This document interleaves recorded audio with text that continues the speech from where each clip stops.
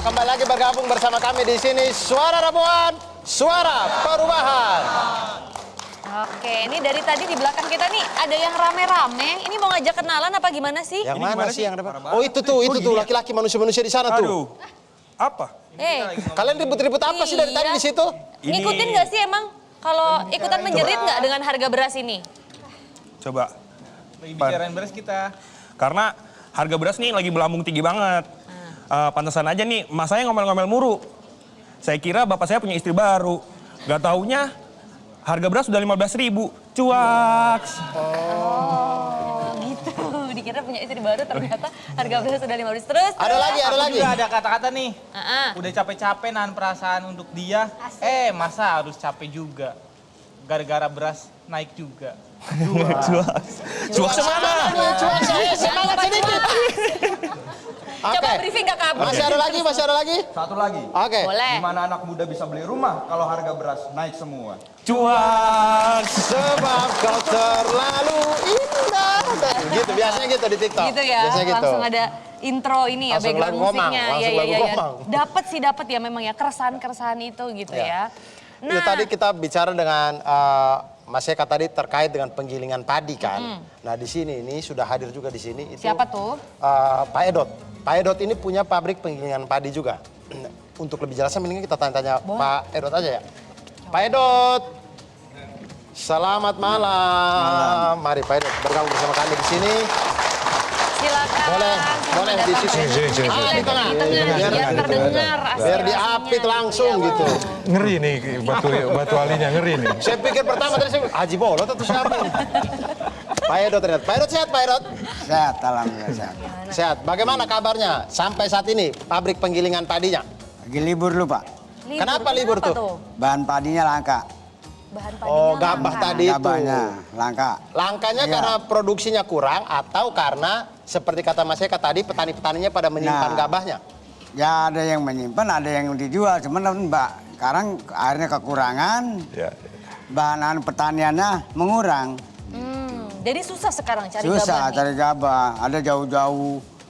Sekarang Subang baru panen ini nggak menyukupi. Susah cari jodoh nggak sih Pak? Iya susah cari dulu. Lebih susah kayaknya ya. Memang Pak Edot kalau umur segini Iya. cari jodoh emang susah sih Pak. Susah Jangan tua. curhat Dur. Penggilingan Jangan padinya di curhat, mana Dur. penggilingan padinya? Di Cikarang, Kampung Wangkal. Oke. sekarang. Jadi Terus sekarang? sudah dari tahun berapa sih Iya. usahanya ya? Dari tahun berapa Pak usaha penggilingan padi? Penggilingan dari tahun 2002. Oh, jauh lama sekali 2002. Iya. Sekarang tutup sementara jadi. Tutup. Di 1 bulan. Sudah 1 bulan tutup ini. Lah terus pekerja-pekerjanya bagaimana? Bekerjanya suruh pegawai di sawah. Oh, terus sekarang Nyempret, kalau nyemprot apa aja itu suruh babat galang. Sebagainya lah macam-macam. Yang penting jangan sampai pengangguran anak buah saya. sekarang kalau Pak Edot gimana dong? Saya, kalau saya mah ya tani juga. Apa aja yang saya kerjakan penting jadi tani gitu. Biar padinya biar bagus. Iya, oke. setelah itu dia padi dimakan tikus. Habis. Aduh, amsyong lagi. Makasih kok minumannya. Semuanya dimakan tikus nggak? Iya. Semuanya dimakan tikus? Ya, Oke. rata-rata lah bahasa. Pak Edot, harapannya kira-kira untuk kedepannya ini Pak Edot maunya seperti apa gitu? Harapan dari Pak Edot untuk Ya. biar pabrik penggilingan padinya bisa Ya, jalan lagi. harapan saya biar lancar lagi. Apanya tuh yang lancar? Ya dari pertaniannya biar bagus lagi, saluran airnya biar dirapiin lagi. Saluran air kan pada rapet Pak semua. Untuk Sukajaya, Sukaasih, Banjarsari, Sukaurip, itu salurannya pada mati Pak. Oh, salurannya pada mati. Pada penuh sama rumput. Penuh sama rumput, jadi harus dibersihkan ya lagi. harusnya biar dikerjakan dari pemerintah atau beko bagaimana ngeduknya, jangan sama manusia. Manusia itu nggak kuat banyak duri Pak. Harus pakai alat berat pakai. Harus pakai alat berat untuk Nah. mengeruk lagi itu biar Iya. aliran airnya Biar lancar lagi. irigasinya. Iya, seperti dulu. Nah ini Mas Eka melihat penggilingan padi yang sekarang akhirnya harus tutup Kok bisa karena gabahnya gitu ya? ini itu. Susah cari gabah gitu. Kira-kira solusi yang baik untuk kita bagaimana sebenarnya? Ya pertama, ini kan persoalannya karena produksi. Tadi kan disebutkan ada permasalahan gagal panen, ada masalah ketersediaan air yang terganggu, gitu kan. Ada masalah tadi Pak Saiful mengatakan pupuk. Nah, jadi itu semua mengganggu produksi. Belum lagi kita berbicara kualitas benih. Nah, makanya tadi saya sampaikan pemerintah harus punya sikap tegas dulu dalam melihat masalah ini. Kalau yang diakui adalah masalah produksi, yuk mari sama-sama kita kerahkan semua resource yang ada untuk meningkatkan produksi. Caranya bagaimana? Pupuk kita masih ada. Pemantauan Ombudsman sekarang rata-rata di bawah 50% setiap kabupaten yang menyerap pupuknya. Artinya masih banyak pupuk yang belum terserap oleh petani. Mengapa? Kalau ini misalnya dikarenakan sistem penembusannya yang rigid, karena tidak boleh berkelompok misalnya ya, harus by name by address, maka itu sekarang ditunda dulu. Silahkan berkelompok agar penggunaan pupuk bisa lebih masif lagi. Yang kedua adalah tadi perbaikan saluran air itu. Karena air ini penting bagi padi. Nah kalau ini tidak ada, repot juga. Yang ketiga adalah pendampingan penyuluhan. Bagaimana petani agar didampingi sehingga ketika ada misalnya contoh serangan hama penyakit, itu bisa ditanggulangi secara bersama-sama. Yang keempat tentunya kita bicara di hulu, pastikan juga benih yang sekarang kita tanam itu adalah benih yang berkualitas. Gitu. Nah itu dari sisi produksinya. Baik. Gitu ya. Jadi kalau misalnya memang gabah ini masuk semua ke korporasi besar itu juga mempengaruhi ya terhadap ketersediaan beras begitu ya Pak Saiful? Iya. Jadi kan tadi Pak Yeka sebutkan ada 160.000 penggilingan padi ya. Yang rata-rata sebagian besar di Jawa itu. Ya, sebagian besar di Jawa. Ya, termasuk penggilingannya Pak Edot ya. Iya. Nah ini teknologinya ini kan dari dulu kan memang tidak pernah berkembang. Ya kan kita terus terang aja untuk dryer ya kan kemudian untuk rendemennya berpengaruh terhadap rendemen. Tadi jumlah produksi gabah atau padi itu tetap, kemudian masuklah kemudian industri-industri beras yang cukup besar, yang tentu saja akan menyerap gabah cukup banyak. Nah disinilah persoalannya belum diatur bagaimana kemudian yang kecil-kecil ini bakal mati, ya kan? Yang besar ini dengan kapasitas besar dia bisa menguasai gabah secara luas. Nah zamannya Pak Harto, Mbak Maria, Bang Abdur, untuk urusan padi, ya, urusan beras, yang besar-besar dilarang masuk. Oke. Ya, itu kebijakannya. Jadi silakan yang lain, tapi nggak boleh. Ini makanya lahirlah pada waktu itu pengambilan padi rakyat yang begitu banyak. Ya. Tapi sekarang dibukakan karpet merah. Ya kalahlah mereka seperti pabriknya Pak Edot.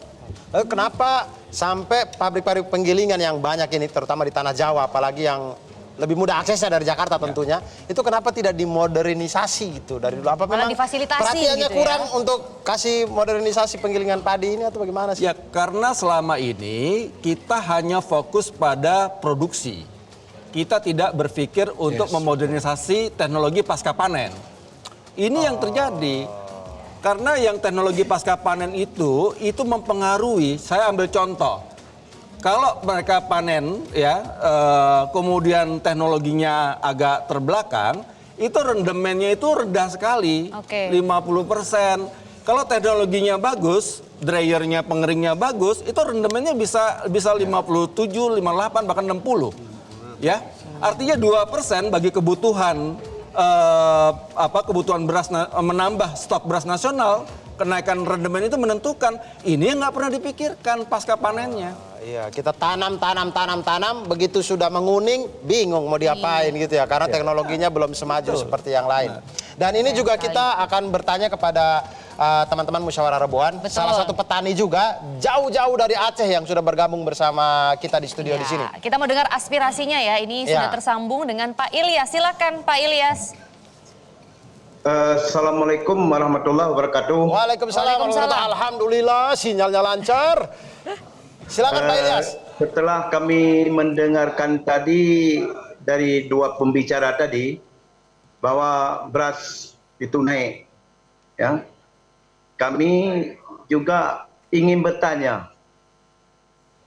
Sedangkan DPD itu adalah lumbung padi. Nah, ini berasnya bisa naik.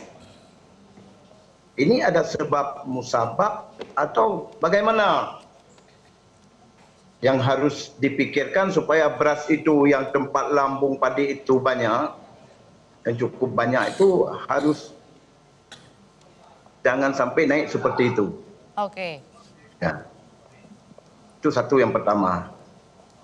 Yang kedua yang perlu kami informasikan, yang bahwa khususnya di PD di Aceh itu di PD, baik, itu kan sawahnya luas. Tapi setiap tahun itu kadang-kadang di sawah itu dibikin toko-tokoan, akhirnya sawah itu makin sempit di pihak pemerintah yang telah Jadi apa Pak mengeluarkan Ilyas? Pertanyaannya mungkin boleh dipersingkat Pak. Pertanyaan yang kedua, pertanyaan yang kedua Pertanyaan yang tentang kedua, kawasan sawah ya. agar pemerintah itu menambahkan sawah-sawah baru. Itu yang perlu untuk masyarakat. Nah, gitu. Oke, baik. Terima kita kasih banyak sudah Pak menangkap Ilyas. Pak Ilyas ya. Terima kasih Pak Ilyas Terima kasih untuk banyak sudah bergabung. pertanyaan dan juga tadi pernyataannya ya, keadaannya begitu ya ternyata di PD Aceh. Nah, Mungkin pertanyaan pertama tadi apa tuh Maria? Saya kurang dengar tadi. Saya susah menangkap. kayaknya Pak YK juga sudah menangkap ya Pak. Ya, pada intinya kan produksi harus Iya, ditingkatkan. produksi. Betul. Sawah itu, pencetakan sawah kan kemarin ada konsep food estate, tetapi ternyata food estate ini tidak mendapatkan dukungan anggaran dari Kementerian Keuangan, sehingga proyeknya menjadi terlantar. Nah, sebetulnya food estate memang suatu keniscayaan dan harus dilakukan, tetapi yang melakukan harus BUMN. Itu menjadi tantangan ke depan. Terus satu hal lagi, tadi terkait dengan kondisi saat ini, ya solusinya sekarang suplai beras harus diperbanyak. Oleh karena itu sekarang tergantung dari kemampuan kita dalam jangka 1 bulan ini, kemampuan kita untuk mendatangkan beras dari luar negeri impor. Menurut Bulog masih ada sisa 400.000 ton sebagai sisa kewajibannya tahun ini, dan itu segera, dan kalau bisa Bulog sekarang tidak hanya melindungi ataupun pemerintah tidak hanya melindungi kaum-kaum miskin yang sekitar 21 juta masyarakat yang sekarang dibeli bantuan beras gratis, ya, tetapi juga harus melakukan operasi pasar langsung kepada masyarakat. Jadi beras-beras dari Bulog itu digelontorkan saja. Baik. Nah, sambil kita berbicara impor lagi, strategi impor tetapi silent. Di Pakistan masih ada beras, di India juga masih ada beras, di Myanmar juga masih ada beras, silent kita datangkan. Nah, 6 bulan ke depan karena ini ada satu hal yang masalah dengan produksi, maka genjot yuk produksi beras kita. Masih ada sisa waktu, kita gunakan bantuan-bantuan yang ada, misalnya pupuk kalau bisa genjot lagi. Terus benihnya digenjot lagi gitu ya. Nah, sehingga ada gairah bagi petani untuk sama-sama meningkatkan produksi padi. Tapi sebenarnya suplai berapa sih yang harus ditambah? Karena kan tadi kalau Pak Saiful bilang begitu ya, datanya aja tuh berbeda-beda, dari BPS berbeda, kemudian dari pemerintah berbeda. Nah sebenarnya benar nggak sih Pak kalau data kita tuh berbeda? Betul. Tapi mungkin boleh ditahan, dijawabnya nanti ya, kita harus jeda terlebih dahulu biar seru. Betul. Boleh minum dulu. Boleh Pak. Nah, saya Mas Eka. Sambil Mas Eka minum, kita jeda sejenak. Tetap di Suara Robohan, Suara Perubahan.